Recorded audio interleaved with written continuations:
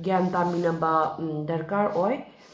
Yeah, I am just requesting. Let's just wait for her to join us. Hi, Meena, are you there? Hi, Meena, Hi how are you? Ramina, how are you? I'm good. How are you? Happy to be here. Good, good, very good. I've been waiting for you, and I've just done some part of your introduction, what you actually do and what my skills, my life skills consulting do. So, you can brief us about your introduction, what actually you do in detail, because I might not have sufficed that.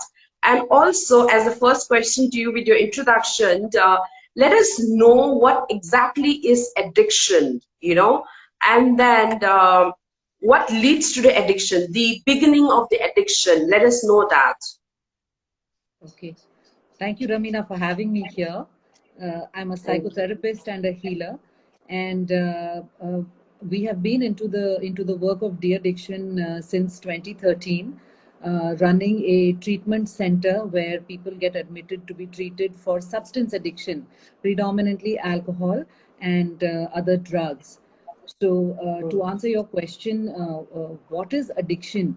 In the dictionary, it's defined as continuous intake of a harmful substance in spite of knowing its consequences.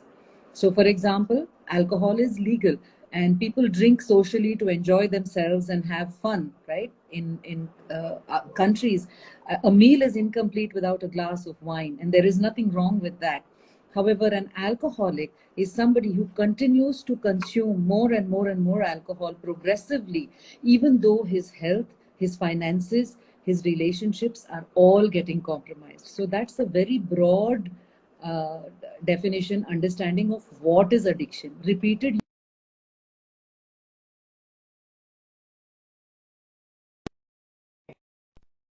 Yeah, so the latter part of the question is, what is the beginning of the addiction? Like, let's say, for example, you just told that, somebody might have champagne, or let's say a drink, with his or her dinner or meals, but then it actually, with the repeated usage, it actually leads to the addictions. But then, there might be certain psychological behavior, or a tendency to actually consume that, in order to hide, or let's say bid down the Absolutely. pain or whatever he or she has, right? So what could be Yes. the beginning, and what are the reasons? Yes, absolutely right. So most people don't start out being addicts. In their Right. teenage years, they begin to socially consume, alcohol or even marijuana for that matter, or certain substances. They consume it to have that little extra fun. So if we're talking about alcohol, they feel that a little bit of alcohol makes them enjoy things and have fun. What the alcohol is actually doing is to depress their inhibitions, so they become a little more open. So some people will say, I can talk, I can laugh, or they reach the stage where they say, I will not get up and dance until I have had 2 or 3 drinks. What does that mean? Initially, that is the starting point. It is done for fun, it is done for mingling. However, as they progress in the quantity and the frequency of their consumption, alcohol becomes a coping mechanism for whatever other distress they are going through in life. So, suppose a person is suffering from, say, low self esteem, or a person is suffering from an emotional problem like poor performance in school or college or in their career, or they are going through a difficult phase in their relationships. Slowly, they begin to lean on alcohol for comfort and as a coping mechanism. Then alcohol is not to have fun. They come to the next stage where they have to drink alcohol to feel normal, because the dependency on the substance increases so much. But every alcoholic, every drug addict, at the root there is an unresolved emotional issue. It could be coming from childhood. It could be related to either being neglected or abused in childhood. It could be a misunderstanding. And once they start taking the substance, the two things become collapsed, and they are not able to see that as a reason for their substance addiction. But there is always a Right, root right. emotional, psychological reason. Right, right. So, I meant, let's say, for example, if a person or if a family, has an addict in their family, how can we Hmm. cope up with them and how can we actually help them, to overcome it?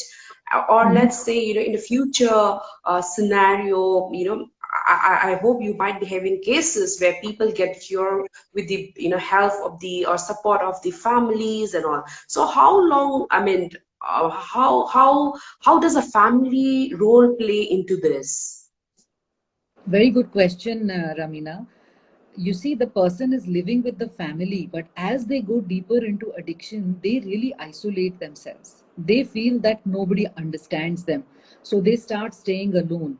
Maybe in the beginning, they have some friends or peers, we may say the person has bad company. Actually, that is the only company that understands him or her, unfortunately. So they hang out with those people who are also, probably emotionally, in a low phase, or they are misunderstood, and this person gradually isolates himself or herself. So for the family, the family first sees the effects of the excessive consumption. So they see the other problems. The person is not in the senses. He's spending too much money. Maybe he has gone and crashed the car. Okay. Maybe he has started becoming aggressive after a few drinks. So they actually start addressing those issues. Okay. So for instance, people will, they would bring clients, they would bring their son or daughter or husband and say, he's going through this, he can't control his alcohol consumption, do something about that. So literally speaking, to stop consuming the alcohol, the person needs a support. So we have to stop consumption of the substance. So when they go to a treatment center, they are not allowed to consume any substance, but they are given a lot of support, a lot of love, encouragement, and compassion. And at our center, at least, we begin by actually demonstrating to them that they can live a perfectly normal life without alcohol. So when a person comes to a treatment center, they wake up on time, they get into a regular routine, which has all been compromised because of their drinking. So they wake up on time, they get some exercise, they get a normal diet, then they do the normal things that people do, like watch some TV, read a book, and they slowly begin to understand. They receive one-on-one and group counseling about what is addiction and how to come out of it. Right, right. Very nicely explained. Yeah. So now coming to the lockdown situations where we, as a normal person, are having such a tough time, it must really be a tough time for all the people who are going through these addictions and all. But so, Yes. from a personal perspective, or let's say from a, let me take an example of a family who must be going through, so, how can they cope up, how can they help the person, I mean, as you explained, because you have done that in your center and all, but in your In the home, at home. your home, what Yeah. actually a person should do, like, tell the parents, start talking to him, tell he should come out and socialize more, tell they Yeah. have, I mean, uh, they should have like breakfast, lunch together. There's an isolation factor which you told that which we saw that also, right? I mean, in a Right. few families. So, what exactly? Just give 3 points. To be very precise, that Yeah. what actually the parents, or let's say the brothers and sisters, should do actually to include him or her into their social form, social norms, so that he In doesn't isolate himself. Yeah. in one line, they should treat him like a normal person, not like there is Exactly. something Yeah. wrong with him. So, like you said, Yeah. include him in the meals, let him watch TV, and have a very healthy balance between giving space when he needs it and including and interacting with him when he is ready. Because he is emotionally compromised, he needs that love and care, but they have to draw that line between letting him have his own space. If he wants to spend time watching TV or on his device, things like that, and at the same time leaving the door open for him to come and interact and share and open up. And yes, nowadays therapy sessions are available online. They can tell him about it, but not force him and push him, because addicts and alcoholics don't like being forced and pushed. They can say, yes, would you like to talk to a counselor, would you like to talk to a friend, right? And in that way make him comfortable, give him love and compassion, because anyway he's not going to be able to go out and buy the substance, right? So he's already feeling caged. So being helpful, being present, and drawing the line, all are very important. Right. Right, right, right. Thank you so much. Yeah, for that. And apart from the people who are going through addictions, we normal people are also going through a very tough time during this lockdown. Actually, Yes. we have been trying to do a lot of hobbies. Some people have started cooking, and but at the end of the day, we started, having a kind of little bit of cabin feeling, or let's say, very numb feeling that what actually we are doing, or is this going to like to be here forever. So what do you suggest for normal people like us? How do we cope up with the mental stress we have, and or let's say a little bit of moody and floating mood we have? So please tell us, some suggestions where we can adopt that and be, little bit better. Ramina, very good question again. If addicts are so compromised, even normal people are, right? So, two important Exactly. things. Yeah. Yeah, two Yeah. important things. I think having a routine and planning your day is number one, right? So you know what is going to happen. So you are not at a loose end, like, what are we going to do? Are we going to order food? Are we going to cook at home? Like simple things like that, right? And simple tasks actually are very de stressing. Like, I know people have started cleaning their own homes, cleaning their cupboards, cleaning their old photographs, putting them up, So, one is having a routine. And secondly, from a psychotherapist's point of view, from a healer's point of view, I would say for all people, when I am feeling low, what I need to do is to really ask myself, what am I feeling? Because most of the times our emotional universe is very confused. So I have a general feeling that I'm low, I'm not okay. Is it anger? Is it fear? Is it sadness? Or is it just boredom? So if I connect with my emotional self and ask myself, what am I feeling right now? Then I can address that feeling. I think that is one step that is getting missed because all these emotions are jumbled up. Confinement is also Mm, there, irritation is there, you're missing mm. someone, and you're also, you can't do the normal things. So, how to actually understand yourself? It's the best.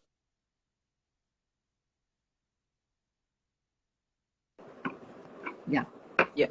Yeah. We are having some cut. Yeah. So yeah, you were telling something. Yeah. So if I understand my emotion, then I can talk to someone about it. I can address it Mm, myself. And writing and journaling is something I hugely recommend. So when I am experiencing feelings that are difficult, I just write 4 5 lines. Like, I'm feeling low right now. I don't know what is happening. I think I'm angry because I can't go out and have a cup of coffee with my favorite friend. Or I am just fearful that I may contract the virus, right? At least I know what I'm feeling and I write it down. I keep a journal, and that is very, very empowering. And of course, things like a regular physical fitness routine, a regular diet, and staying in communication with my loved ones, like we're doing right now. yeah, of course. And can you believe you put me as you put a smile on my face because I've just started writing my books. Can you believe I'm writing a book now? Like Wow. just to This is the like best, yeah, just Ramina. to pen down my feelings. Right. I mean, one night I thought that I have to start writing, otherwise, there is like so much of suffocation happening. Yes, Exactly, and it really put me light, and that really helped me. So yes. I mean, this is the kind of conversation we need to have, and so lovely having you here. And I have really been wanting to talk to somebody, who actually knows about mental health, about the stress, about addictions. So, I mean, before you go from here, I just want you to tell that if you want to tell about your organization, first of all, and secondly, what you want to tell to the whole world, as your last precious words. I mean, here only on the Instagram, to all our followers and to all the friends. Thank you so much, Ramina. I love your energy. That's the kind of positive energy we need, right, in this situation. Thank you. As Yeah, as far as my organization, we are actually right now I am in Gurgaon. However, we are opening Okay. the doors of our treatment center in Panchkula. As soon as this Right. lockdown opens, we will be unveiling our new website. And also, I have ongoing programs on counseling, on inner child healing, and therapy. So that's available Right. on my Facebook page. And Right. I think reach out, stay in touch. And my most important message always is know thyself. Like Socrates said, know thyself. If I know myself, I can change my life and I can impact others' lives in a positive way. Thank you so much. Right, right. Thank you so much, Meena. I mean, I'm really grateful that you joined us, and so nice to see you after almost 10 years, I think, you know. Yes, I yes. mean, we all change, and but the thing is, we started from where we left, you know. That's the beautiful thing. And I thank you from the bottom of my heart for joining us here today, and hope to catch up with you soon when I am in Delhi. So thank you so much, darling. Thanks.